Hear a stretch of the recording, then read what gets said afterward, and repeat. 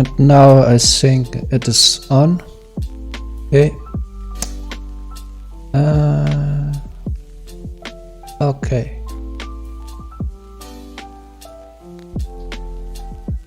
Let's look on this tablet.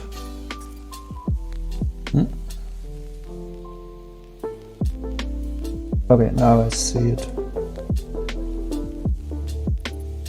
So let's look how many players today. Oh, Titanfall gained more player.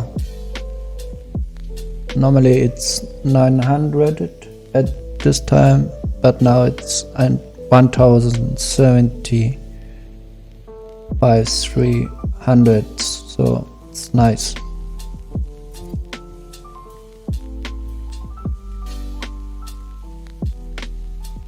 I wish we had get Titanfall 3, but I don't think it will coming.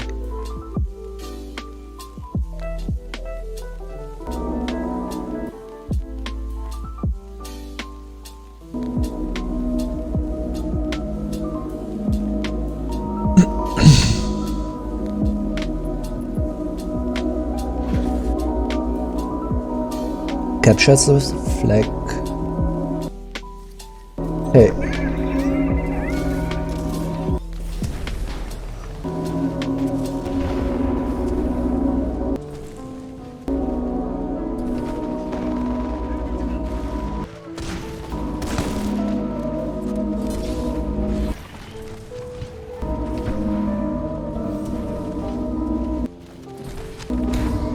What?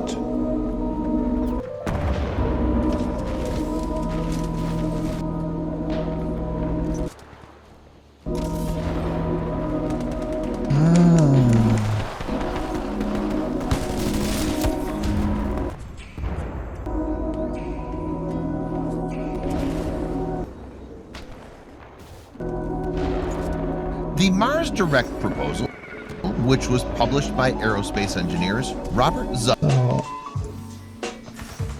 and David Baker in 1991. They thought it might be possible to land the first crewed mission to Mars as early as 1999. That didn't happen, of course, but some of their ideas, like sending a return vehicle to Mars before sending a human crew and making propellant from the planet's resources, are still considered viable options. There are several strategic, practical, and scientific reasons for humans to explore Mars. Among them, we know that Mars is the most accessible place in the solar system. Additionally, exploring Mars provides the opportunity to possibly answer origin and evolution of life questions, and could someday be a destination for survival of humankind. In the strategic sense, exploring Mars demonstrates our political and economic leadership as a nation, improves the quality of life on Earth, helps us learn about our home planet, and expands U.S. leadership in the peaceful international exploration of space. From a practical perspective, we know that Mars is unique across the entire solar system, in that it's a terrestrial planet with an atmosphere and climate. Its geology is known to be very diverse and complex, like Earth, and it appears that the climate of Mars has changed over its history, like Earth. Overall, many of the key questions in solar system science can be addressed effectively by exploring Mars. This endeavor also serves to inspire the next generation of explorers and dramatically expand human knowledge. Okay, he is my friend. But anyway, in anticipation of someday sending humans to Mars, NASA has begun searching for suitable locations for humans to land. The agency is looking for locations of high scientific value that would also provide resources to allow human explorers to land, live, and work on Mars. Locally derived natural resources such as water, give me a break, and oxygen are crucial for humans to explore Mars. Liquid water could potentially be extracted from ground must scratch my nose, at or buried beneath the surface. Oxygen can be generated from the carbon dioxide that makes up most of Mars' atmosphere. The Mars 2020 rover mission includes an instrument, MOXIE, to demonstrate the technology for oxygen generation. The Mars Exploration Program invests in its own Mars-relevant technologies, as well as staying abreast of complementary innovations across NASA and the aerospace industry. Technology investments unique to Mars include Mars Ascent Vehicle, an essential element if NASA is ever to return materials or people from Mars. NASA's Mars Explorer program is currently investing in propulsion and guidance technology that could survive the trip to Mars and its harsh surface environments before being launched back into space. Hybrid rocket motors using paraffin fuel burned with liquid oxides of nitrogen are especially promising for this application. Within the thin Mars atmosphere, aerodynamic controls such as fins will not be effective. So investments are also being made in liquid injection thrust vector control, LITVC, using small ports to inject liquid oxidizer directly into the nozzle at different points. The direction of the MAV can be controlled quickly and effectively with no moving parts, even in the thin atmosphere on Mars. NASA's Mars Exploration Program is also investing in technologies to enable the safe transport of materials from Mars to Earth. In other words, technologies for containing samples and sample containers for Mars materials, as well as technologies for sterilizing the outsides of these containers. Although it's not known whether life ever existed on Mars, concept studies for returning Martian materials are conducted under safety standards that YouTube have a streaming limitation. I hate it. For transporting known hazardous materials on Earth. Technologies currently under investigation include in-space sterilization it's so approaches. Stupid. For example, localized heat I have sterilization. higher bitrate and I can't use it because YouTube have stupid corona limitation for bitrate and streaming. We're not done studying Mars by any means. NASA launched the InSight mission in 2018 to study the interior of Mars. For the first time, we got sophisticated geophysical measurements from the interior, including heat flow and measurement of seismic activity. In 2020, NASA will send the Mars 2020 rover to continue seeking the signs of life on Mars. Another aspect of the Mars 2020 rover mission will be to collect carefully documented rock and soil samples that will return to Earth for study. Other countries and even some private companies like Elon Musk's SpaceX, a player for my team, have also become very interested in Mars and will be sending spacecraft there. In 2020 alone, 5 other spacecraft are currently scheduled to launch. The ExoMars rover, European Space Agency, the United Arab Emirates Hope Orbiter, a Japanese orbiter, a Chinese rover, and a SpaceX Dragon capsule.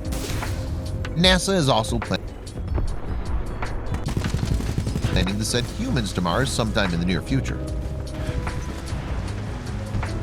Preparations are being made primarily through the robotic exploration in collaboration with the Human Exploration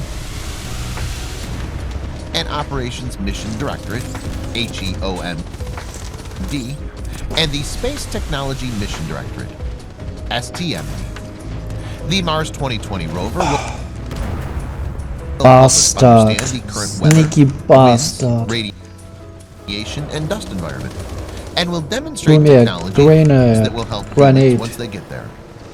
Now that we've looked at NASA's mission to Mars, let's take a quick look at Elon Musk's plans before we get into why Mars missions are just so important.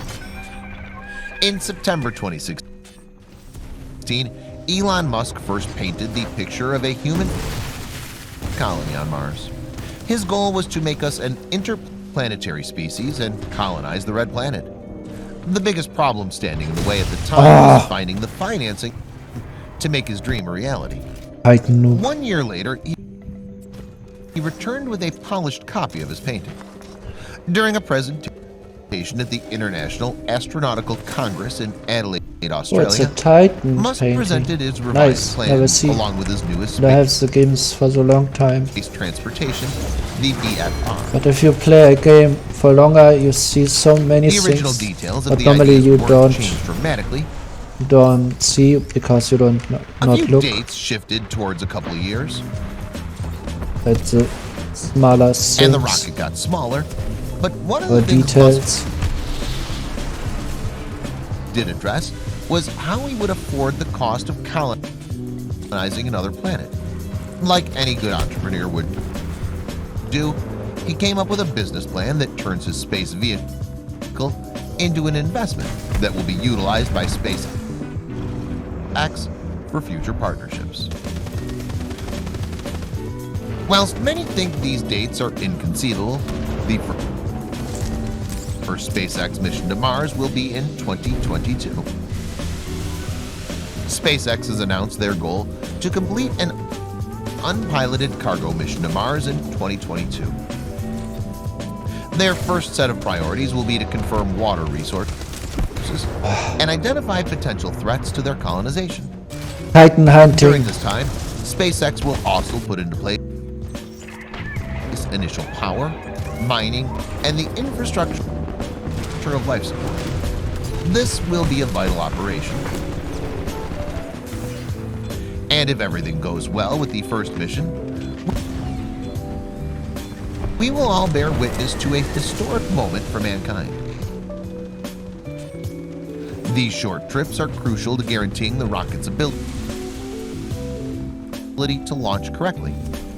After these practice orbits have been completed and the BFRs have proven themselves worthy of carrying life, the next mission to Mars will be the one that changes everything for humanity. The success of the first mission will help us take the first giant leap for mankind to Mars. In 2024, SpaceX will launch piloted BFRs to transport both cargo and the first settlers of the Red Planet. The mission would take months, but the passengers will have plenty of room on the rocket. A single BFR has enough space to accommodate 100 people with its 40 cabins, large common areas, and entertainment systems. How many people will be on the first flights hasn't yet been confirmed, but it's likely that this trip will only be for astronauts. Upon arriving, these first settlers will build a propellant depot to act as a gas station for space vehicles and prep for crews to come in future flights. This fuel plant and the ships used for the initial missions will serve as the beginning of the first Mars base. From there, they aspire to build a self-sustaining civilization on a planet currently uninhabitable for humans. The Red Planet is lethal for humanity for the moment. We can't breathe the air, the soil's toxic, and the water is trapped in ice deposits below the planet's surface. Musk has addressed the problem with a solution to transform Mars into an Earth-like planet so that it may support human life. By terraforming Mars, it would become habitable for humans. The question is, how do we go about transforming a planet to be like ours? Musk hasn't stated that this is, in fact, what he intends on doing. SpaceX has confirmed that once the landing pads have been built, they'll be signed a new deal to enable them to establish the foundation needed for further exploration of Mars and beyond. Upon learning the news, Musk responded by stating that we should have a lunar base by now. Musk addressed the lunar base issue and discussed how the BFR could easily land on the moon to deliver cargo or people. Becoming an interplanetary species is going to cost SpaceX and future travelers. Musk had estimated the cost of developing the BFR would be around $10 billion. SpaceX has financed development costs in the lower millions per year, meaning they will eventually need to seek a public-private partnership. This partnership could help cover the cost of colonizing and terraforming another planet for the 1 million residents expected by 2060. To establish a self-sustaining civilization on Mars, they'll need to send around 10,000 flights in the BFRs, not including the ones carrying equipment and other supplies. The first tickets will be fairly expensive, but over time, single ticket prices could drop to $100,000 to $200,000. If you're one of the ones eager to join the Mars colony, you'll want to start saving now. It's already begun. We're in the very early stages of colonizing Mars, but we've already heard and witnessed some incredible things. One of those was watching as Elon Musk sent his own car into space. In February 2018, SpaceX launched the Falcon Heavy rocket with the Tesla and camera attached while they were aiming for Mars's orbit. It was overshot and is currently stuck orbiting the sun until we can retrieve it. This could be a lesson learned for SpaceX as they review the information for future test flights with the BFR. Also don't work. Musk revealed at the South by Southwest Festival in March 2018 that they've already begun building the first interplanetary rocket. The outpost on the moon and the colonization of Mars isn't all we have to look forward to. The same rocket that will be transporting passengers to other planets and moons will also take travelers around the world in less than an hour. The BFR will carry those aboard into space where there's hardly any friction, no bad weather, and zero turbulence. This will enable it to cut travel time and, for example, imagine being able to travel anywhere in the world in less than an hour. Once NASA builds the lunar base, we'll be able to take our trips further than we ever could imagine. Continuing with Musk's dream of becoming an interplanetary species, the BFR will carry passengers to the moon, Mars, and maybe one day even further. While we wait for our long-distance travel dreams to come true, we can watch as Elon Musk and SpaceX create and test the interplanetary vehicle needed to get us there. As we all know, Mars today is toxic for human life. Those who decide to go would be doing so at the risk of space radiation, weaker muscles, and a weaker immune system. As you travel through space on your journey to Mars, you're going to be exposed to radiation that could lead to cancer and eye damage. Travelers to Mars will be in a microgravity environment on the way there, and the red planet only is 1/3 of what our muscles are used to fighting against on Earth. As a result, your muscles will weaken and waste away. That won't be the only thing that changes in the human body.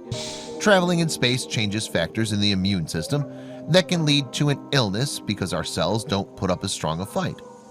Without medical help nearby and the inability to perform CPR in space due to zero gravity,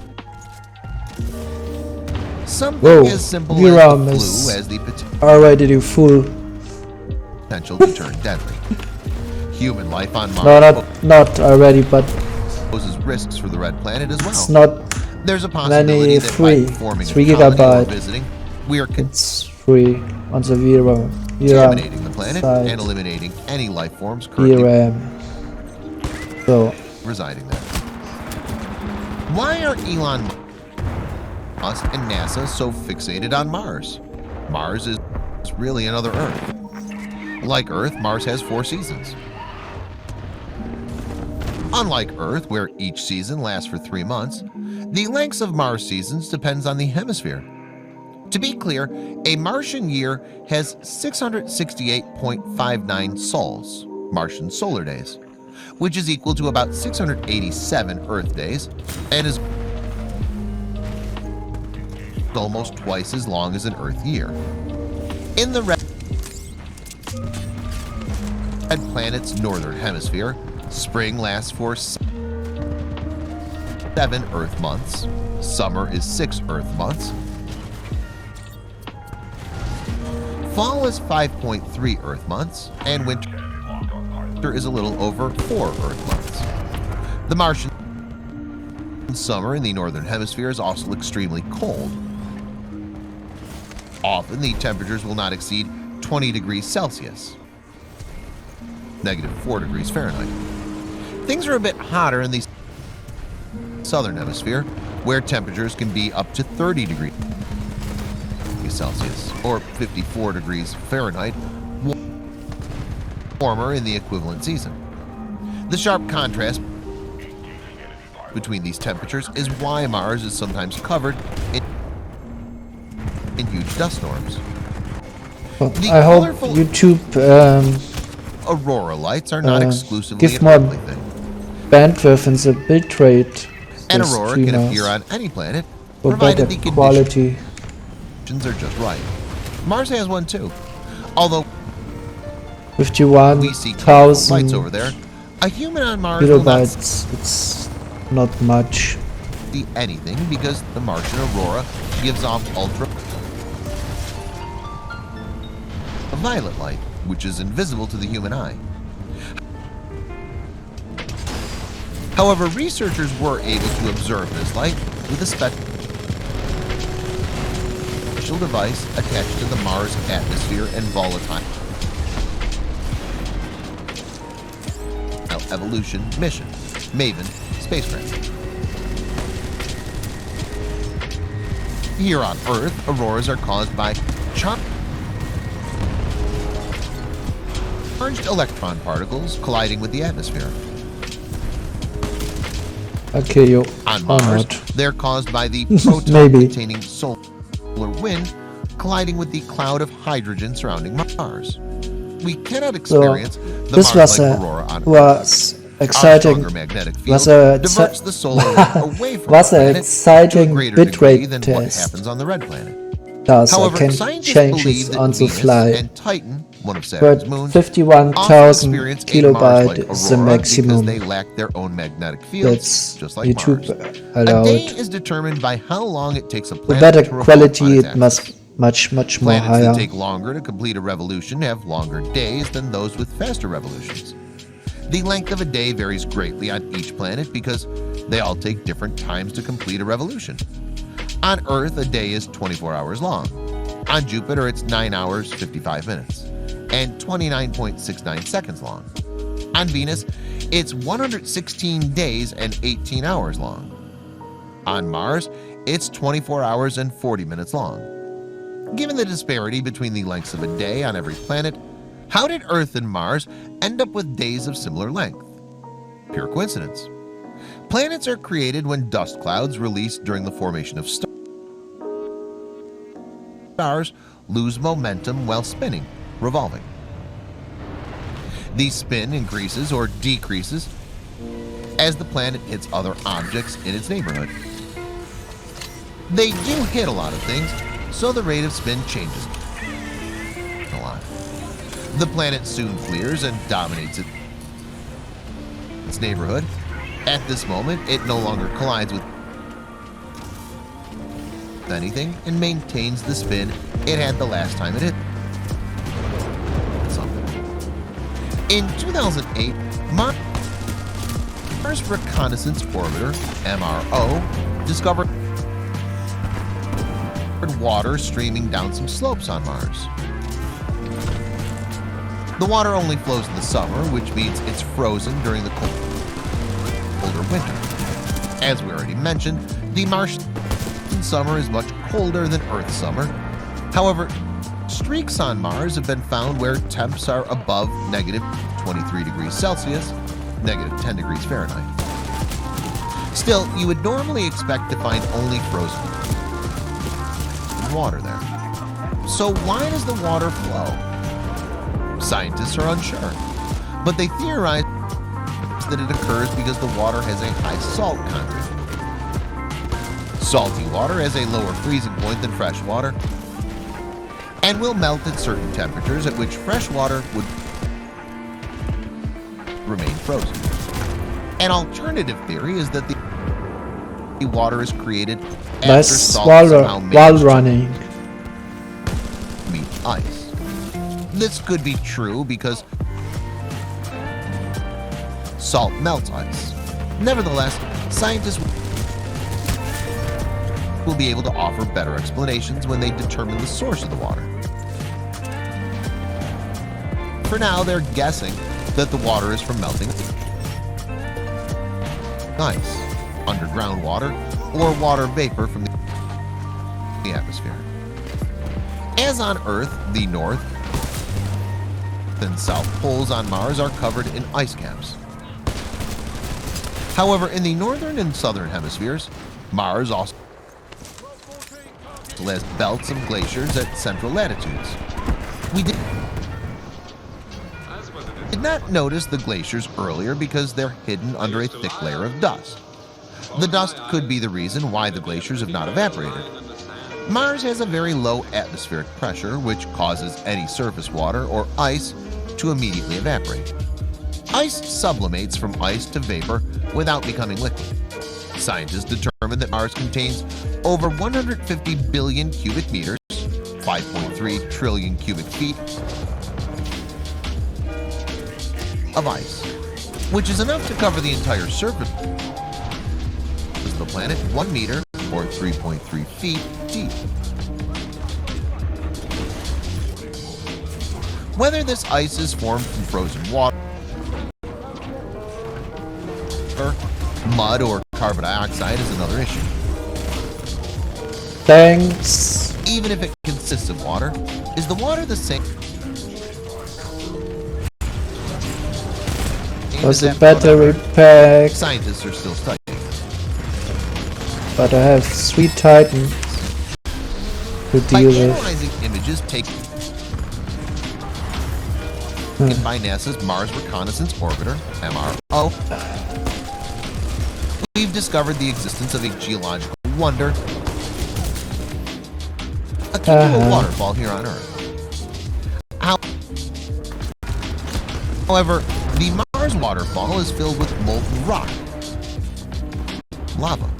The lava spews from 4 different spots along a 30-kilometer diameter, 19-mile crater in the Tharsis volcanic province, as if it were a waterfall. This happens because lava behaves like water. On the other hand, the lava flows at a much slower rate because it's thicker than water and more susceptible to temperature changes. The planets in our solar system are classified as terrestrial planets or gas giants. YouTube has definitely a bitrate limit, how much you can get. Venus, Earth, So and Mars. it's Gas giants are limited. filled with poisonous gases. We Or cannot kept depend on them on because they lack a solid surface. Gas giants include some Jupiter, Saturn, Uranus, and Neptune. Of bitrate number. all the planets in our solar system, only Earth supports life, as far as we know. Mars comes in a close second. Mercury has burning And that's temperature really due to its sad proximity to the when you sun. have faster Despite internet this, with Venus higher is hotter because its bandwidth. dense carbon monoxide atmosphere traps heat. That's it. Its atmosphere is also thick and will crush anything that dares to come in. Even meteors get crushed before they can touch the ground. Although Mars could support life, it's not totally hospitable either. We'll need special equipment and facilities to survive. Scientists eyeing human colonization there have proposed the creation of an artificial magnetic field by placing a magnetic generator between Mars and the Sun. This will create a magnetic field to protect Mars from the solar wind, which depletes the atmosphere. With the solar wind gone, the atmospheric pressure on Mars will increase. In turn, this will cause the temperature to increase and the ice in the polar regions to melt. CO2 will be released, kickstarting a greenhouse effect that will cause water to flow. Although the plan sounds ambitious, we do not have the technology to even create the magnetic field. While rare, it's not uncommon for new islands to suddenly rise from the ocean. In 150 years, we've watched 3 such islands form after underwater volcanic eruptions. The latest and most interesting is Hunga Tonga Hunga Haipai, which suddenly formed off the coast of Tonga in the South Pacific Ocean. The island caught the attention of NASA, which observed its development. NASA expected it to submerge soon after it was formed, but it did not. Now NASA believes that the island will last for several years before finally submerging. NASA's interested in the island because it gives insight into how surface water could have altered the landforms on Mars. For instance, the island was initially unstable and kept on losing parts to the ocean. It only became stable when its foundation solidified as salt water reacted with volcanic dust.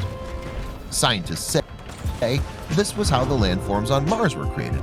They started off watery and unstable, but slowly solidified.